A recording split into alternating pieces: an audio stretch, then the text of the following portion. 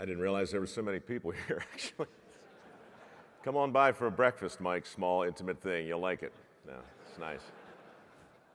Obviously, humbled, honored. I want to start by thanking the chef. Actually, nobody ever thanks the chef. This was a really good breakfast. Last time I had breakfast with the Boy Scouts of America, I think it was prepared over 3 tins of sterno and served in a Dutch oven.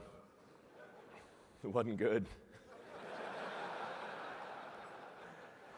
This was really good.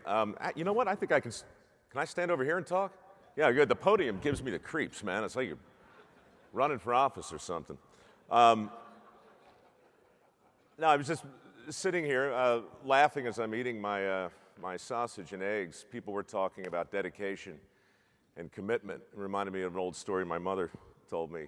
Dedication and commitment. The perfect metaphor is the American breakfast. You know, you've got eggs, and you've got sausage, and you have the chicken, and you have the pig.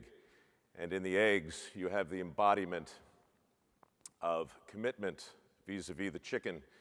And in the sausage, you have the embodiment of dedication vis-a-vis the pig.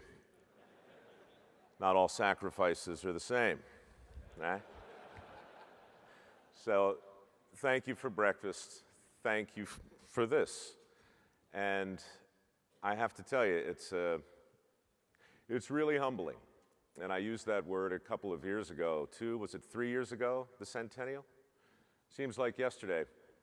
And it was so gratifying that the Boy Scouts reached back to me through the years to invite me to speak at the 100th anniversary of the inception of this all-important organization. And to learn that this year is the 100th anniversary of the first Eagle, and to be here again, I should probably ask Wayne, are there any more centennials coming up that we should one more? Good. Call me.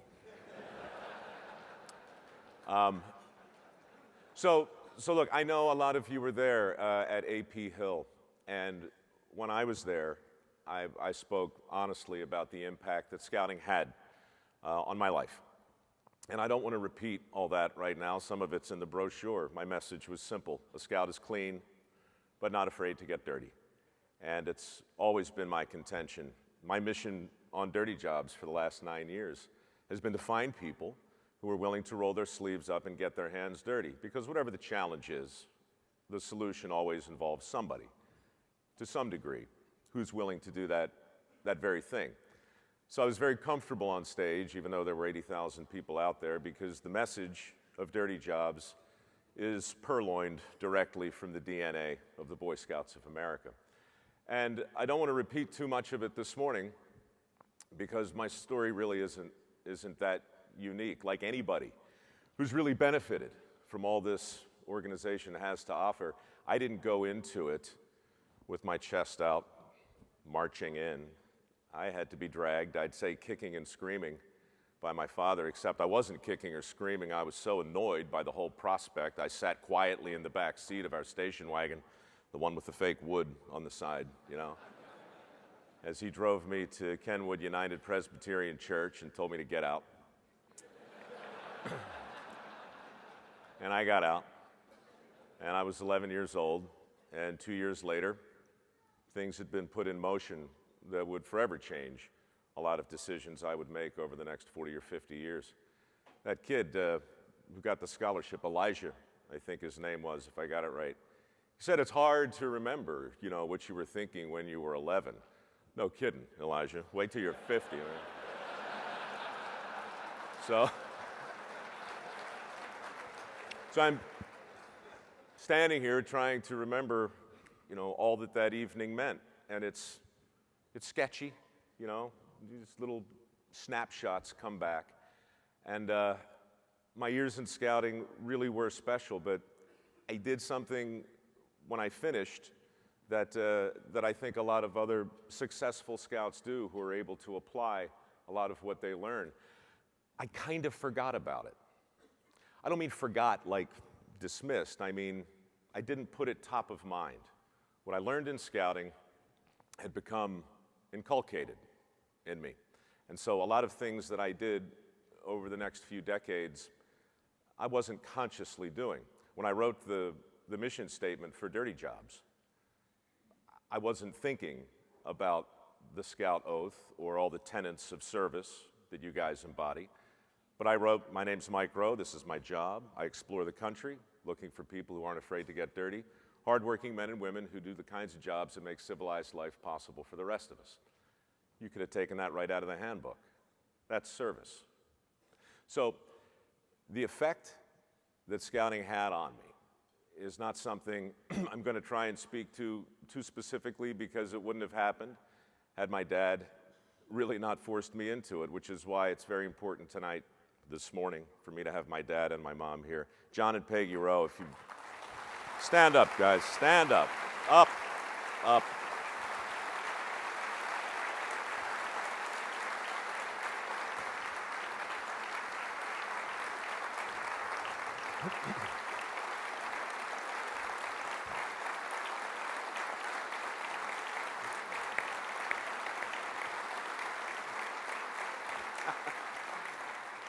Thank you. I mean, it kills me, you know. With 38 years ago, you kicked me out of a station wagon, and now I'm distinguished. Huh? So you just never know. So today, I'll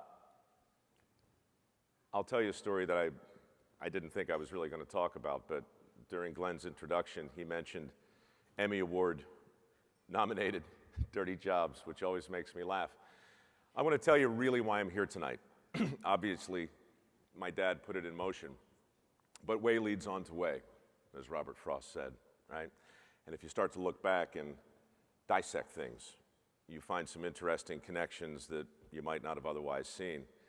In 2008, Dirty Jobs was nominated for an Emmy. It had been nominated for an Emmy in 2007 and in 2006, 2005, and then again in 2009. I didn't put Dirty Jobs on the air to win Emmys, and it's good because I haven't.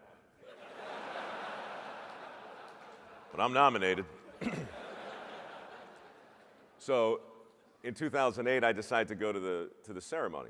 You know, I put on the tux, because it's important to, it's always nice to be recognized, right? So my crew dresses up and I dress up, and you know, some people from the network and the production company, we all get together, we go to the Shrine Theater in LA, and we sit down with all the other Hollywood types, you know, to bask in our self-made monument to glory. And sitting there, and you know, I know I'm not going to win, but when you're sitting there, you want to win. You're thinking, well, what would I say?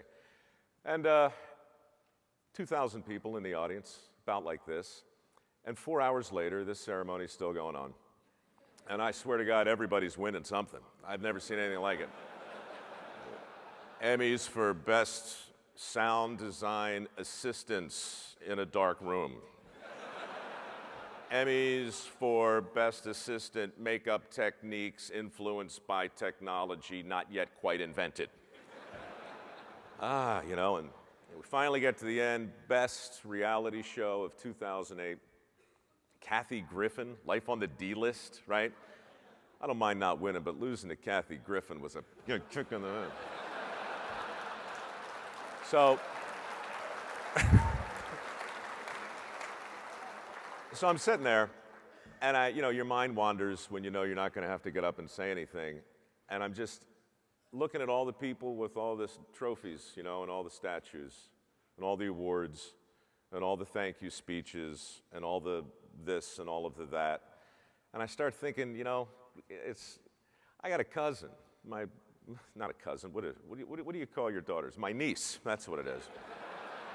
I got a niece. You know, she played basketball, you know, and one year her basketball team, they weren't very good, right?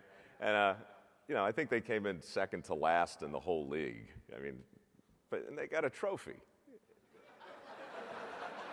They got a trophy. It didn't say first, second, or third. It said, thanks for participating. But it was a trophy, you know, and I'm sitting there in the Shrine Theater looking at everybody's trophies and thinking, you know, it's kind of funny, but it's kind of not. Because what we're doing with trophies is a little creepy. We're graduating kids from high school that can't read. Here's your diploma. It's a trophy. We're doing the same thing in college. We're doing the same thing in a lot of places. And so this is on my mind. I don't know what I'm going to do about it, but I'm just kind of noodling on it. I come home, take off my tux, which never really did fit properly, and sat down at the computer, and I logged on, and I go to the Discovery site, sometimes my site, to answer questions from viewers, you know, and I get this question from a guy named Gary who says, "Dear Mike, my boy's in the Scouts. He's about 16. His name is Kelby, and it seems like he's starting to lose interest. Some of his friends are saying it's not cool, and I need you to say an encouraging word or two, because I really need him to get his eagle. It's important, and that would be great if you would do that here, publicly, on the site." And so I said, yeah, okay, you know, I've done this sort of thing before, and I sat down and I started to type, and then I started to not type, and I started to think, why am I annoyed by this request? It's a perfectly reasonable request. But I realized, you know, maybe it was the Emmys, maybe it was Kathy Griffin on the D list, maybe it was, but I just said, you know something, Gary, I'm gonna respond directly to your boy. And I said to Kelby, look, it's not for me to drag you across the finish line. It's not for your dad to do it either. You're old enough to know that 99% of the people who go for this thing aren't going to make it. So if you quit, you'll be in excellent company. And that's not a bad thing. I wasn't trying to be cute with a bunch of reverse psychology. I was just saying, enough already, you know? I mean, what are you going to do if you get it? You're going to put it on the wall? You're going to carry it around with you? I might have gone a little too far. But I lost to Kathy Griffin on the D list, okay? I got some pent-up stuff going on. So I hit post, send, you know, I go to bed. Next morning, I've got like 30 replies. Not from Gary or Kelby, but from, I don't know, maybe some of you. A lot of Boy Scouts and Eagle Scouts hopped in on that and said, hey, you know what? Yeah, you're right. You're right. There's a difference between encouragement and dragging somebody into it. And 3 or 4 days later, there were 300 or 400 posts. And a week later, there were a lot more. And then I got a letter from somebody in Scouting. And by the way, I'm here tonight because of Gary, because of a letter. It's Scouting that kind of reached back to me and got me thinking and typing and cogitating and all of this. But in the end, you guys came back again and said, look, we've got your response posted on like 500 troop rooms around the country. I thought, that's weird. If I knew that, maybe I'd, you know, clean up some of my punctuation, but. And then I started getting letters from Eagle Scouts and from people, you know, moms and dads who were very proud, asking me to write a congratulatory letter. And of course, I got many of those so I was happy to do that. And so I posted a thing, look, I'll do more of that. And I called my office earlier. We've sent out about 9,000 of those things. Yeah, postage is pricey, man.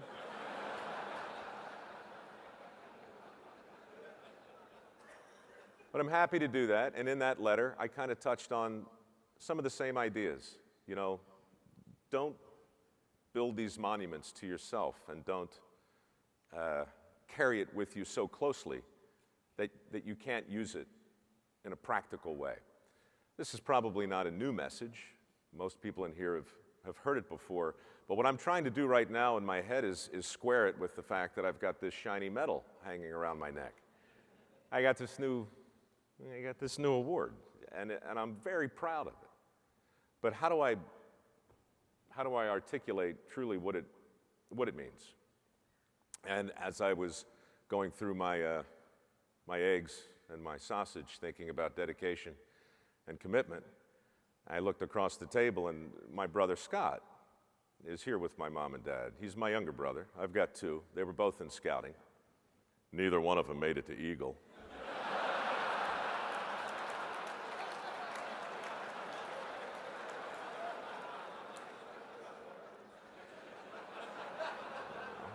Hey, you know, you do what you can.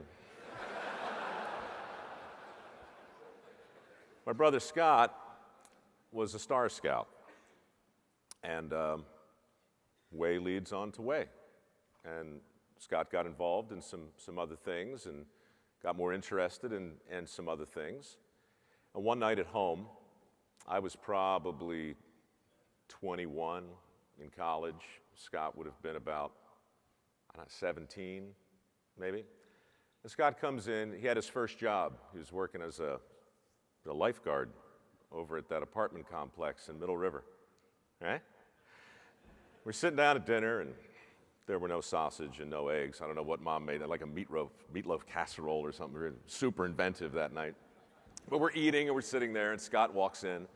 How was your day? Scott gives his typical, meaningful dinner conversation.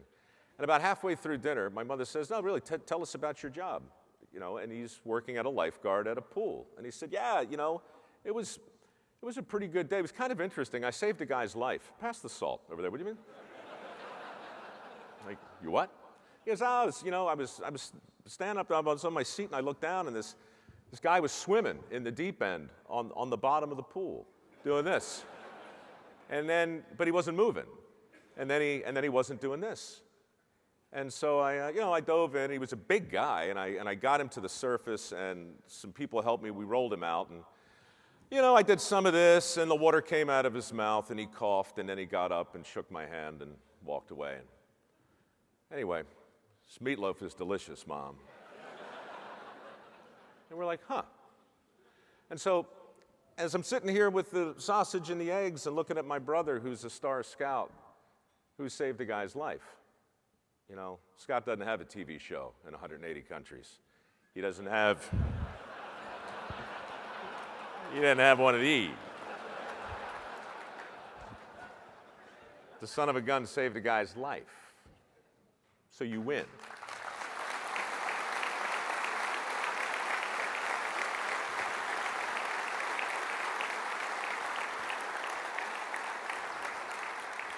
They told me to talk for 10 minutes. This is just like the TV show. I'm blowing it, but let me wrap it up. Here's the point. John Stewart, thank you for the lift last night. Mary Sullivan, my business partner, and I were in Arkansas, and John helped us get down here with a little help from private aviation, which I highly recommend if you can swing it from time to time. Oh, destroys commercial travel forever. We're sitting there in our leather seats chatting, and I don't remember exactly how it came up, but I remember saying, what I remember more than anything, more than the skill awards, more than the merit badges, more than the Court of Honor and the Order of the Arrow, more than my Eagle Award, more than all of it, I remember this section in the old Boys Life magazine, true stories, scouts in action. Like, that had so much equity because unlike events like this, where we kind of preach to ourselves, which is okay, we're really good at building enthusiasm within the organization. This was different because this was in print. And this went out there potentially to people who didn't know the Scout Law or the oath or the motto. These were real people doing real things. They weren't Eagle Scouts. In some cases, they were tenderfeet. Or is it tenderfoots? I never got that straight. There were scouts, first class, second class, star life, whatever it was. And you read a story about a kid who runs over to a tractor, and the farmer's stuck in it, and the tractor's on fire, and he's burning, and the kid rips his shirt off and jumps on the guy and cuts the belt off and saves his life, and he's 16 years old. Why isn't that kid headline news? Why aren't we taking that action and shouting it from a mountaintop? It's not the award, it's not the patch, it's not the badge, it's action. And when you find scouts who do a thing, it doesn't much matter what their medal says or doesn't say. It's their medal, not their medals, right? And so finding people in this organization who walk the walk, helping tell those stories, that's something we're standing by to do. That's something I've tried to do in my own modest way on dirty jobs through the lens of dirt. You all do it through the lens of service and sacrifice and honor and a lot of things that I believe embody Americanism and scouting.